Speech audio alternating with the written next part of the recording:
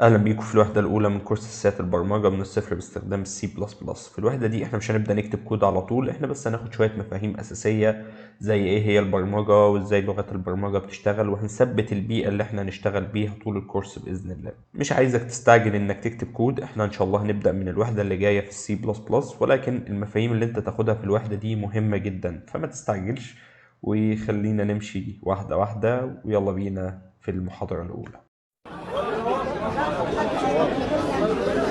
ايه في ايه؟ ترفيهي قاعده ترفيهي. المحاضرة الأولى بتقول لك ما هي البرمجة؟ طيب، هل في فرق ما بين البرمجة ولغة البرمجة؟ أقول لك تخيل دلوقتي الحاج الوالد ربنا يديله الصحة، جه يوم الجمعة كده قال لك هقوم أصلح الكهرباء البايظة في البيت، وقام جايب العدة بتاعة الكهرباء وقام ماسك المفك دبه في البريزة، قام عامل قفلة في البيت كله. الحاج هنا معاه العدة بتاعة الكهرباء، ولكن هو مش كهربائي، فبالتالي ما قدرش ان هو يتعامل صح مع الكهرباء وعمل قفلة في البيت. لكن بالعكس، لو جبت واحد كهربائي وهو فاهم ازاي يتعامل مع الكهرباء وفاهم الارضي والعالي والكلام ده كله، مجرد ما يشوف المشكلة فين او يبدأ يخش والله المشكلة كذا، ده المشكلة دي هتبقى من النقطة الفلانية، ويبدأ حتى ولو معاه حاجة في العدة ناقصة هيبدأ ان هو يتعامل او يشوف بديل ليها. كذلك الامر بالنسبه للبرمجه ولغه البرمجه. انت هنا المفروض ان انت ما بتتعلمش معايا لغه برمجه قد ما انت بتتعلم البرمجه نفسها. البرمجه هنا عباره عن الاداه او العده اللي احنا كنا لسه قايلين عليها بتاع الكهرباء دي، هي نفس الكلام. هي اداه بتقدر بيها ان انت تتكلم مع الكمبيوتر، تديله تعليمات او اوامر المفروض الكمبيوتر ينفذها. ولكن لو انت في الاساس مش عارف ازاي تتكلم مع الكمبيوتر، فهنا هتبقى الاداه ملهاش اي 30 لازمه. فالطريقه اللي انت بتتكلم بيها مع الكمبيوتر هي دي البرمجه. اعتقد الموضوع بقى بسيط شويه يعني الاول. طيب، في هنا تعريف رسمي بيقول لك البرمجة هي كتابة تعليمات دقيقة ومنطقية يستطيع الكمبيوتر تنفيذها لحل مشكلة محددة أو إنجاز مهمة معينة. سيبك من التعريف ده، نروح ندي مثال تاني عن إيه هي شكل التعليمات دي. دلوقتي نفترض إن ربنا فتحها عليك وقررت إن أنت تروح تتجوز. يعني تتجوز يعني 50-60 جرام دهب، سعر الجرام 8000 جنيه، يعني راجل كينج مع غني بقى، قاعد كينج في البيت. فقوم يا ولية اعملي لي كوباية شاي. فقامت الست المحترمة قامت عملت لك كوباية شاي. هي هنا فاهمة المفروض تعمل ايه، وحتى لو عطلت في حاجة فهتتعامل. هتروح بقى لقيت حاجة ناقصة فهتروح تجيبها، ما لقيتش مش عارف ايه، او هي مش عارفة تعمل ازاي شاي فهتخش على اليوتيوب طريقة تعمل كوباية شاي. عكس الكمبيوتر خليك فاهم ان هو جهاز غبي. يعني انا لو، وخد بالك انا بدي مثال هنا يعني ما تمسكش في معنى الشاي، بس بحاول ابسط لك الامور. دلوقتي الكمبيوتر هو مش فاهم يعني ايه يعمل لي كوبايه شاي. عشان اجي اتكلم مع الكمبيوتر اقول له قوم اعمل لي امر معين او اعمل لي حاجه معينه، فانا اقول له هنا التعليمات واحده واحده. قوم ادخل المطبخ، خد الكتل، افتح الحنفيه، املى الكتل، اقفل الحنفيه، حط الكتل على النار، وليله سودا بقى. لو انا جيت في نقطه معينه آه نسيت اقولها للكمبيوتر هيعطل، مش هيعرف يعمل ايه. لو انا جيت هنا قلت له نسيت اقول له حط الكتل على النار، والخطوه اللي بعديها بقول له استنى لحد ما الميه تغلي، فهو ما حطش الكتل على النار اساسا وقاعد مستني الميه تغلي. يلا بقى يعني ربنا يتولانا برحمته قبل ما ايه ما تغلي من نفسها. فاهمين؟ فالكمبيوتر جهاز غبي ما بيمشيش من دماغه، لازم انت اللي بتديله التعليمات واحدة واحدة وبناء عليه هو ينفذها. لو عطل في مكان معين مش هيقدر يكمل. اعتقد المسألة كده بقت ابسط شوية. طيب، خلينا نيجي نشوف انت كشخص مبرمج ايه وظيفتك. انت كشخص مبرمج وظيفتك الاساسية واللي بتحدد مبرمج تقيل عن مبرمج ضعيف، وهي قدرتك على حل المشاكل. اي مشكلة بتيجي قدامك انت لازم تفهمها وتبدأ تحللها عشان تقدر تكتب لها خوارزمية. والخوارزميات دي خلينا نقول هي خطوات الحل. انا دلوقتي عشان احل مشكلة معينة زي ان انا عايز اعمل كوباية شاي، فلازم احط لها خطوات حل. ان انا هنفترض بقى الخطوات اللي انا قلتها دي دي خطوات الخوارزمية. طبعا احنا مش لازم نكتب الخوارزمية دي كود، انت ممكن تبدأ تكتب الطريقة او الخطوات دي على ورقة او قلم او بورق وقلم، وبعد كده تبدأ تحول الخطوات كل خطوة لكود او تنفذه بأي لغة برمجة موجودة عندك. وخد بالك الخوارزمية هي أفضل طريقة لحل المشكلة. احنا ممكن يكون عندنا مشكلة واحدة بتتحل بأكتر من 10 طرق، نفس الحل وبيطلع نفس النتيجة، بس احنا بندور على أفضل طريقة حل واللي هي بتستهلك أقل إمكانيات وأقل موارد من الجهاز. بعد كده بتقدر ان انت تختبر الكود، تطلع أخطاء، وفي الآخر تقدر تطلع مشروع يقدر المستخدم ان هو يستخدمه.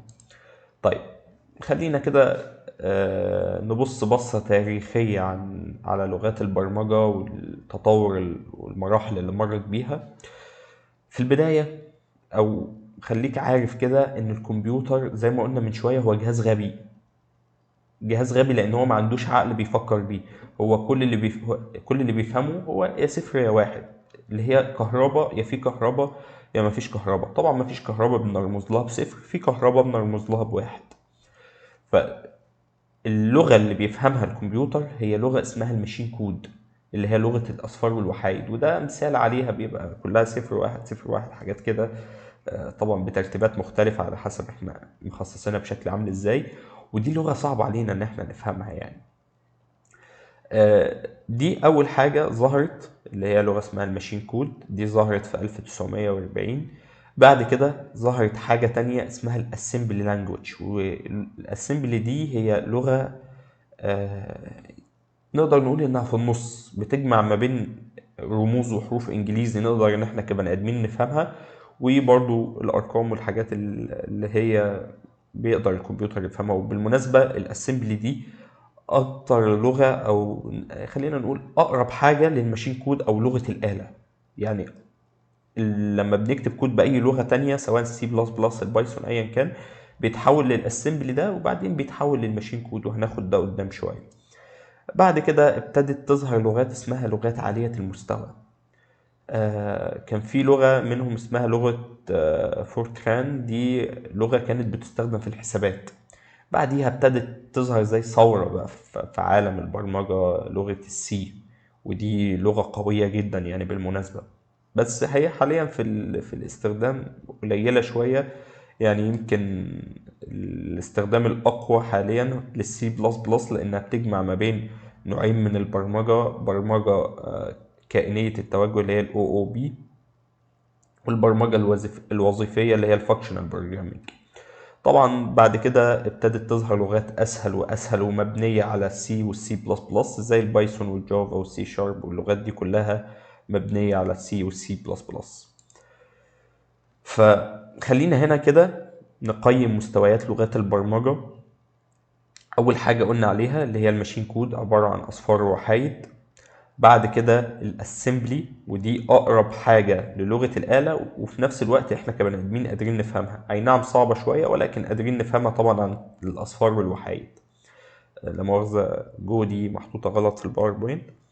بعد كده لغه الماشين كود او الاسمبلي هي لغات اسمها الليفل لو ليفل لانجويج، يعني لغات ضعيفه المستوى. بعد كده بتيجي للسي والسي بلس بلس، فدي لغات اسمها ميد ليفل لانجويج. ميد ليفل لانجويج يعني متوسطة، احنا كبني ادمين قادرين نفهمها بشكل سهل جدا او بشكل بسيط، وفي نفس الوقت قادرين نحولها بشكل سريع جدا للغة زي الاسمبلي، وتوصل برضو انها تتحول للغة الماشين كود بشكل سريع جدا. البايثون اسمها او لغات هاي ليفل لانجويج، يعني لغات عاليه المستوى.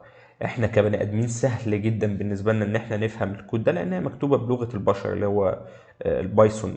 دي مكتوبه بالانجليزي، لغه زي البايثون قصدي مكتوبه بالانجليزي، هي لغه من لغات البشر. طبعا كل اللغات بتاع البرمجه اللي احنا متعرفين عليها حاليا مكتوبه بالانجليزي، لان هم اللي ابتكروا حاجه زي كده. ولكن هي لغة مفهومة جدا بالنسبة لنا عن حاجة زي الاسمبلي او الماشين كود. ولكن خد بالك من نقطة مهمة، كل ما يعني كل ما لغة البرمجة والمستوى بتاعها بيعلى كل ما بتبقى بطيئة. فكرة إن اللغة تبقى مستواها قليل، فهي بتبقى قريبة من لغة الآلة، وكل ما اللغة تبقى قريبة من لغة الآلة كل ما إمكانية إن الكمبيوتر يفهمها ويشغلها بتبقى أسرع بكتير جدا من اللغات اللي هي عالية المستوى.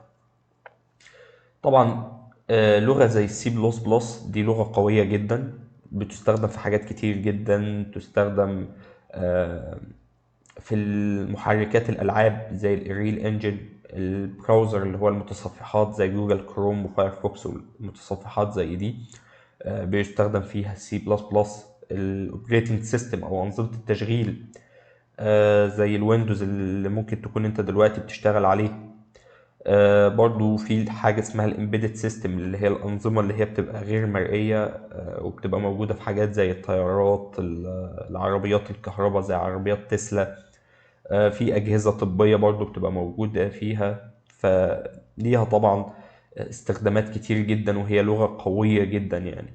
وبرضو زي ما قلنا هي لغة يعتبر ميد ليفل لانجويج، فهي قريبة للماشين كود، وفي نفس الوقت بتضم نوعين من البرمجة اللي هو الفانكشنال بروجرامينج او البروسيجرال بروجرامينج والاوبجكت اورينتد بروجرامينج اللي هو الاو او بي. فهي لغة قوية جدا، لغة لو انت فهمتها اي لغة تانية بعد كده بإذن الله هتبقى سهلة عليك. فانا مش عايزك تستعجل، خليك في اللي انت فيه دلوقتي وافهم كل نقطة لوحديها وما تقولش ان في حاجة صعبة، يعني خليك فاهم ان طالما في حد قدر يعمل حاجة فانت كمان قادر ان انت تعملها وهتتعلموا بإذن الله. وانا معاكم، اي حد يقف معاه اي حاجة يقدر ان هو يسألني في الكومنتات، واشوفكم المحاضرة اللي جاية. سلام. اعمل يا جدع لايك، اقرا لي، قول لي الله ينور، ما اشتمني وفي ما كده بتقدرني، انما بتعمل تقرا وما تعملش حاجه، تبحلق وتبرق بس في الكومنت او في البوست بحلق بره، انت داخل على الفيسبوك عشان تبقى بحلق